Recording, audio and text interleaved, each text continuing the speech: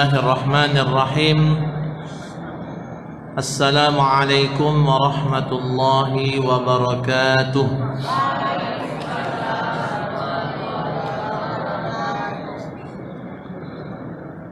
الحمد لله وكفى والصلاة والسلام على رسول الله المصطفى وعلى آله وأصحابه ومن وفى.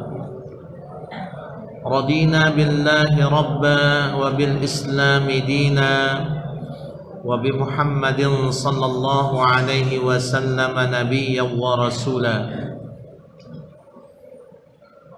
أمسينا على فطرة الإسلام وكلمة الإخلاص وعلى دين نبينا محمد صلى الله عليه وسلم وعلى ملة أبينا إبراهيم حنيفا وما كان من المشركين.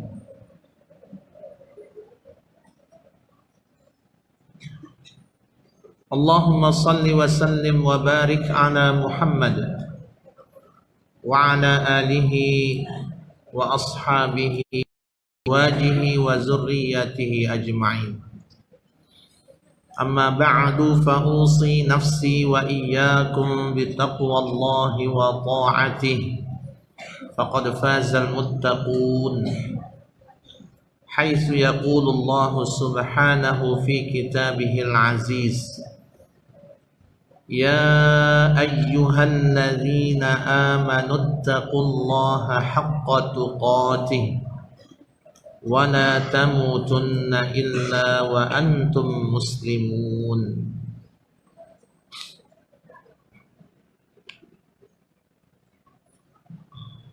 أيها الإخوة والأخوات الطلاب والطالبات الأحباء والأعزاء رحمني ورحمكم الله.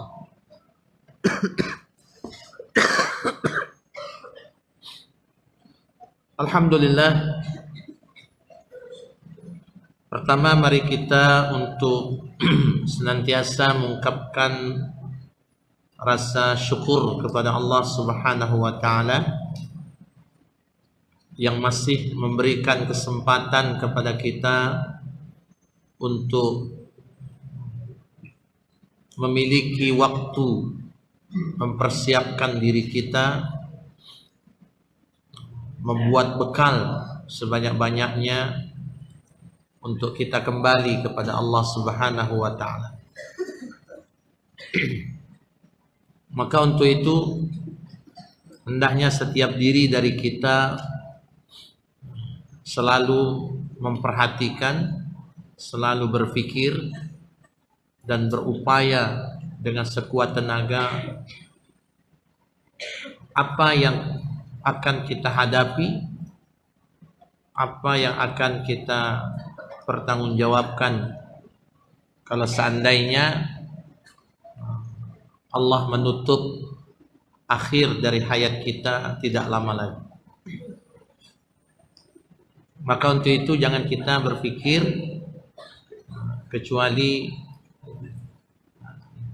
bahwasanya diri kita ini akan kembali kepada Allah Subhanahu wa taala, sehingga kita akan selalu mempersiapkan diri, membuat bekal sebanyak-banyaknya semampu kita untuk menghadapi apa yang Allah telah tetapkan bagi diri kita. Mudah-mudahan kita semuanya diberikan oleh Allah taufik, diberikan hidayah, diberikan cahaya untuk kita bisa meniti jalan-jalan yang hebat dan benar itu. Amin ya rabbal alamin. Allahumma salli ala Muhammad wa ala ali Muhammad. Summa assalamu alayka ya Rasulullah. Baik, tidak kita memperpanjang waktu dan muqaddimah kita. Malam ini kita akan menyambung materi kita. Pembahasan pada malam hari ini yaitu tentang qalbun mayyit.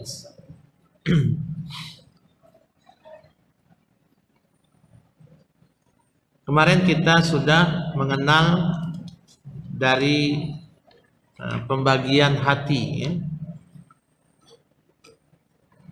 Jadi hati dibagi menjadi 3 klasifikasi. Yang pertama kemarin kita sudah mengenal hati yang pertama, yaitu qalbun salim, hati yang sehat, beserta ciri-ciri hati yang sehat. Nah, yang kedua, lawan dari qalbun salim, yaitu qalbun mayyit, yaitu hati yang mati, hati yang mati.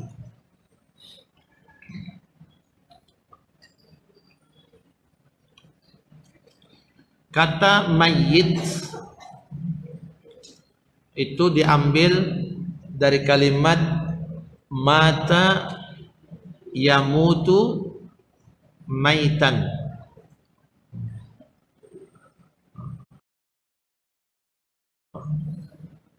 Mati. Kalau sudah mati, apa sifatnya? Yang pertama, sesuatu yang mati itu dia tidak berkembang. Bahkan hari demi hari akan menjadi lemah, menjadi buruk, sampai kepada kemusnahan, hancur. Nah, itu sifat mati. Kalau kita melihat tanda pohon itu mati, akarnya tercabut. Nah, begitu tercabut, daunnya mulai menguning, makin lama menjadi kering, akhirnya gugur. Setelah itu kayunya menjadi kering, lalu menjadi lapuk. Jadi tidak ada kekuatan. Nah, sekarang hati yang mati.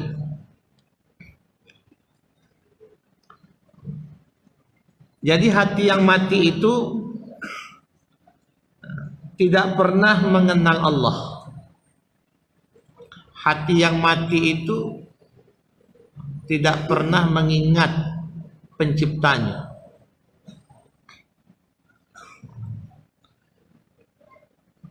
Hati yang mati ini tidak pernah mencintai, tidak ada tahu rasa cinta. Hati yang mati ini tidak pernah di dalam dirinya atau dalam jiwanya itu ada ridho. Karena orang yang ridho, orang yang rela, orang yang mengutamakan daripada dirinya, tentunya orang yang memiliki hati yang hidup.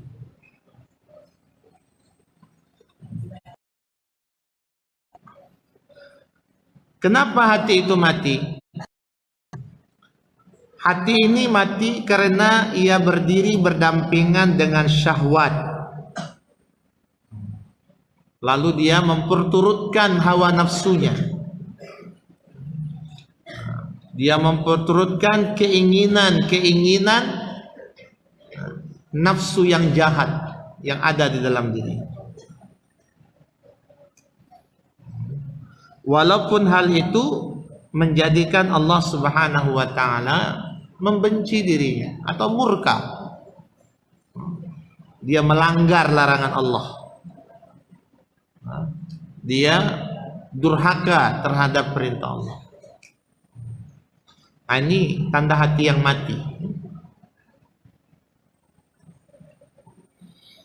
Hati yang mati ini tidak peduli apakah Allah ridho atau murka terhadap apa yang dia lakukan. Sebab ia memang telah mengabdi kepada selain Allah. Jadi Tuhannya itu adalah hawa nafsu. Bagaimana keadaan orang yang menuhankan hawa nafsu, maka hidupnya itu terombang-ambing, hidupnya itu dalam keresahan, dalam kehidupan yang penuh hura-hura dan berpoya-poya. Nah, ini orang yang memperturutkan hawa nafsunya.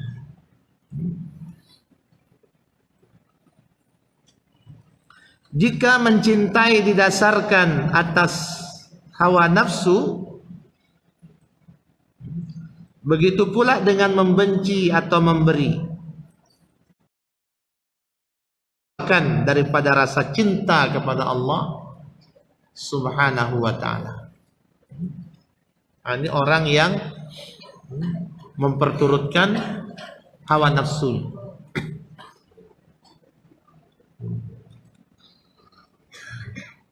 Ayuhal ikhwah wal akhawat, hati yang mati ini adalah hati yang jika diseru kepada jalan Allah, maka seruan itu tidak ada asar. Dalam kata lain, tidak memberikan faedah atau manfaat apa-apa pada dirinya. Karena Allah Subhanahu wa ta'ala telah menutup mata hati orang-orang yang seperti ini. Coba kita lihat dalam firman Allah Subhanahu wa ta'ala pada surat Al-An'am. Surat Al-An'am ayat yang ke-25. Apa bunyinya? Wa minhum man yastami'u ilaik wa ja'alna 'ala qulubihim akinnatan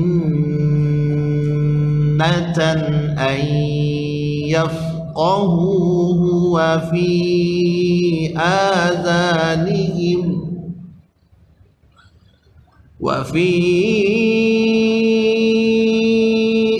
آذانهم وقرا وإن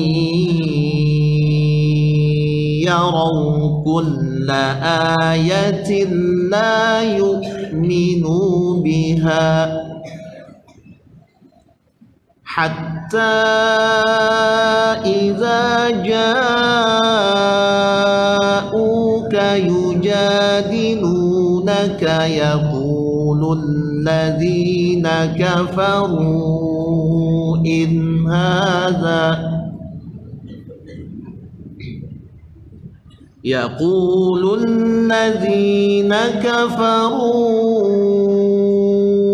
إن هذا إلا أساطير الأولين. Suratul An'am ayat yang ke-25, yang artinya Allah menyebutkan wa minhum, dan di antara mereka may yastami'u ilaik, ada orang yang mendengar bacaan, ada orang yang mendengar bacaanmu wahai Muhammad. Wa ja'alna 'ala qulubihim akinnah, padahal kata Allah, kami telah meletakkan tutup di atas hati-hati mereka. Artinya Allah menjadikan di atas hati mereka itu ada penutup. Penutup ini tidak nampak. Penutup itu sesuatu yang menghalangi diri seseorang itu untuk mendapatkan asar dari apa yang dia dengar. Jadi ada orang yang duduk dalam majelis ilmu, mendengar Al-Quran, mendengar hadis, nasihat yang indah, Tapi semua nasihat, semua Al-Quran dan hadis itu tidak berasar, tidak melekat, tidak tertanam masuk ke dalam hatinya, karena Allah telah menjadikan ada penutup di atas hati-hatinya. Ini ngeri ini. Itu azab itu dari Allah. Seharusnya orang itu mendapatkan rahmat, mendapatkan berkah, mendapatkan nikmat yang besar dari apa yang dibacakan, tapi dia tidak dapat apa-apa. Nah, ini disebut oleh Allah dalam surat Al-An'am. Wa fi azanihim waqra, dan kami, kata Allah, jadikan pada telinga-telinga mereka itu waqra, sumbatan. Waqra arti penutup yang menyumbat telinga, sehingga mereka duduk di depan gurunya, duduk di depan kiai, duduk di depan orang-orang ataupun para ulama menasehati dia tidak dengar. Itu ngeri, tidak masuk itu. Diceritakan tentang neraka, tidak masuk. Diceritakan tentang kematian, tidak nyambung. Padahal dia mau mati. Padahal itu sangat berfaedah, bermanfaat bagi diri. Tapi tidak diizinkan oleh Allah untuk apa yang akan apa namanya, ya, yang besar itu daripada Al-Quran, hadis dan sebagainya. Aliyazubillah, kita berlindung kepada Allah dari azab ini. Ini azab. Wa in yarau kulla ayatin la yu'minu biha, dan jikalaupun mereka melihat segala tanda-tanda kebenaran, mereka tetap tidak akan beriman kepadanya. Jadi wa iyyaraw kulla ayatin la yu'minu biha. Kalaupun mereka melihat seluruh ayat-ayat kebenaran-kebenaran itu, tapi mereka tetap juga tidak percaya, tidak beriman. Seperti sekarang ini Allah nampakkan apa yang terjadi di Cina. Di Cina sekarang ini sedang merebaknya wabah virus yang dikenal dengan corona. Corona itu sama mobil Ustadz dulu itu, mobil sedan corona. Sekarang masuk Cina dia. Jadi virus ini dia memiliki kesamaan, tapi lebih berbahaya dari flu babi. Dulu ada flu burung, flu babi. Ini lebih berbahaya lagi. Ada orang Indonesia yang terkena di sana langsung tumbang. Jadi orang yang di sampingnya, keluarganya tidak bisa nolongnya, cuma melihat dari jauh aja. Karena kalau dia dekat, apalagi menyentuhnya, itu bisa berjangkit langsung. Nah, itu ngeri. Jadi sekarang ini yang sudah meninggal itu ribuan. Dia sangat cepat. Dan pemerintah Cina hari ini menutup bandara. Pom bensin ditutup. Seakan-akan rakyatnya disuruh diam mati dalam rumah masing-masing. Nah, ngeri kan? Ini ayat-ayat Allah ini. Ini tanda-tanda kebenaran. Tapi bagi orang yang hatinya itu ditutup oleh Allah, dia melihat dari sisi lain. Dia tidak mengatakan ini bukan azab dari Allah. Ini bukan teguran dari Allah. Memang yang berlaku di dunia ini tidak kehendak Allah.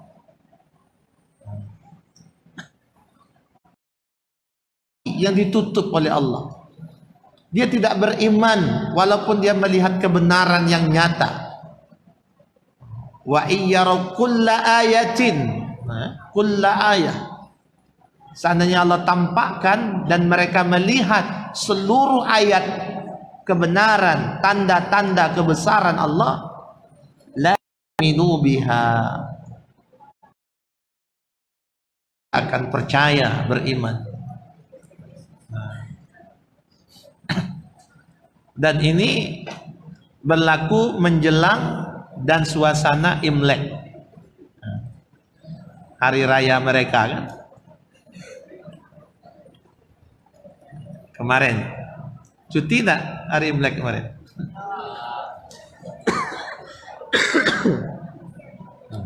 Imlek ya.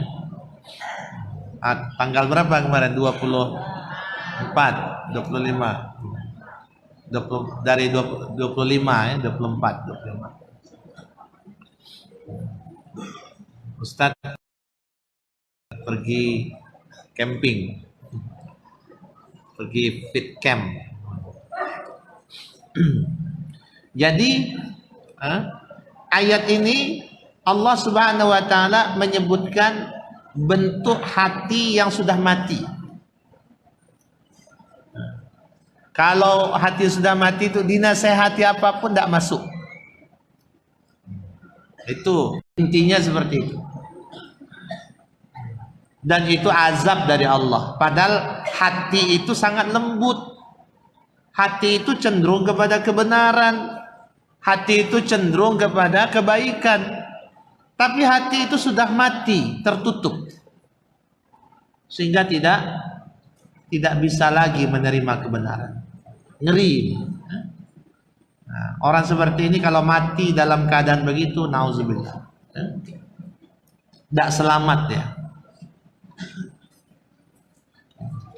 Hatta iza ja'uka yujadilunaka. Nah, ini kepada Rasulullah yang membacakan Al-Quran. Kalau sekarang kepada para ulama yang dengan Al-Quran, dengan hadis. Apa kata Allah? Hatta iza ja'uka, sehingga apabila mereka datang kepadamu ya Muhammad, datang ataupun mereka sengaja untuk datang kepadamu, ngapain? Yujadilunaka, mereka ingin mendebatmu. Mereka ingin mendebat, bukan untuk minta nasihat, bahkan ingin mendebat, mendebat kebenaran. Auzubillah min dzalik. Ini dah hati yang mati. Yaqulul ladzina kafaru in hadza illa asatirul awwalin. Kalau mereka sudah tidak ada alasan lagi, sudah mati kutu, hujahnya tidak bisa lagi untuk mengatakan hujah Al-Quran. Apa yang dia katakan pada ujung debatnya itu? Ini dia ngeri perkataannya ini. Yaqulul ladzina kafaru, orang-orang yang kafir itu pun berkata, in hadza illa asatirul awwalin. Ini dongeng-dongeng, cerita-cerita kuno, tidak berlaku lagi hari ini.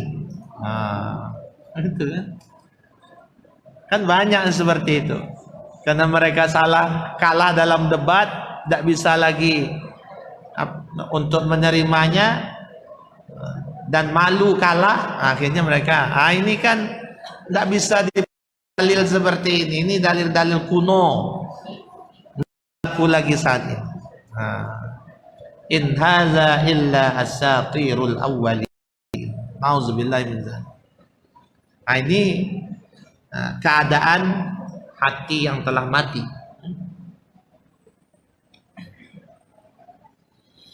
Ayat ini menunjukkan bahwa ada manusia yang tidak mempergunakan hatinya untuk memahami ayat-ayat Allah. Padahal ayat-ayat Allah ini kalau dibacakan kepada hatinya itu akan menjadi lembut, akan menjadi tenang, akan menjadi bahagia. Tapi dia malah menjadi runsing. Dia menjadi bermasalah. Karena itu dia tidak diberikan oleh Allah untuk memahami ayat-ayat Allah. Dan tidak pula mempergunakan telinganya untuk mendengarkan perintah-perintah Allah. Juga tidak memfungsikan matanya untuk melihat kebenaran yang telah disampaikan oleh Allah Subhanahu wa Ta'ala. Jadi sudah sempurna, tapi mereka tidak mendapatkan sedikit pun faedah darinya. Ini orang yang sudah diazab oleh Allah Subhanahu wa Ta'ala.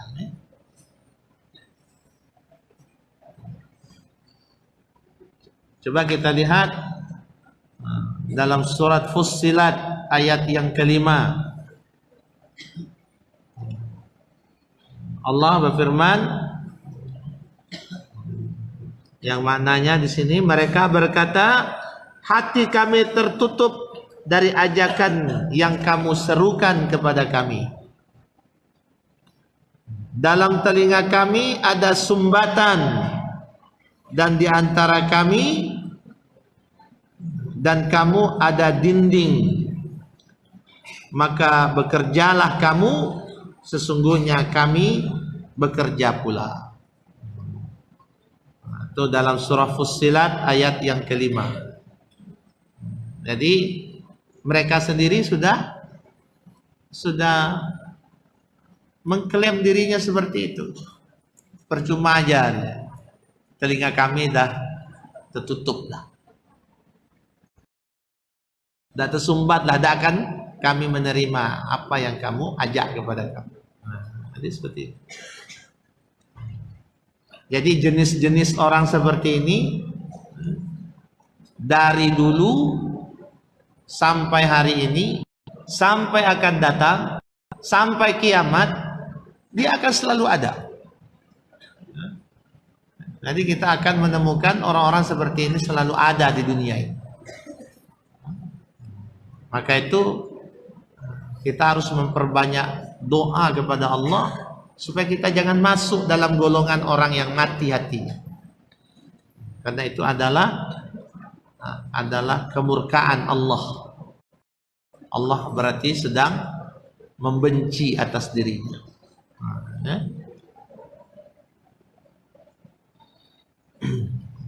Jadi Allah akan membiarkan mereka dalam kegelapan, dan mereka sedikit pun tidak mendapatkan cahaya iman. Seperti mana juga Allah sebutkan dalam surat Al-Baqarah ayat 17 dengan sampai 18. Kan itu permisalan yang Allah buat. Masaluhum kamathalil ladzi istawqada nara. Sampai habis ya. Kata Allah Subhanahu wa Ta'ala, perumpamaan mereka itu seperti orang yang menyalakan api.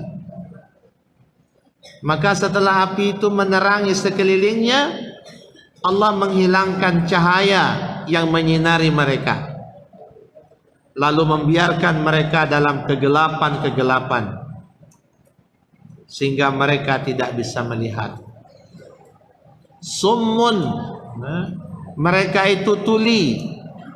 Bukmun, mereka itu bisu, umyun, mereka itu buta, fahum la yarji'un, maka mereka tidaklah kembali kepada jalan yang benar. Jadi Allah menyifatkan diri mereka itu seperti summun, bukmun, umyun. Padahal ini adalah sumber-sumber hidayah. Sumber hidayah itu yang pertama itu telinga, yang kedua itu mata, yang ketiga itu hati, kan itu. Itu yang Allah selalu ingatkan supaya kita syukuri. Wa ja'ala lakumus sam'a wal absar wal af'idah la'allakum tashkurun. Jadi sumber kita mendapatkan hidayah itu, mendapatkan ilmu, mendapatkan sesuatu yang besar dari Allah Subhanahu wa taala ketika kita mampu menggunakan dengan sempurna. Yang pertama adalah wa ja'ala lakumus sam'a. Apa itu sam'a? Pendengaran, telinga. Maka telinga ini banyak kita mendengar yang baik, mendengar nasihat, mendengarkan taujih Al-Quran, hadis, kata-kata yang indah dari para ulama. Kemudian yang keduanya apa?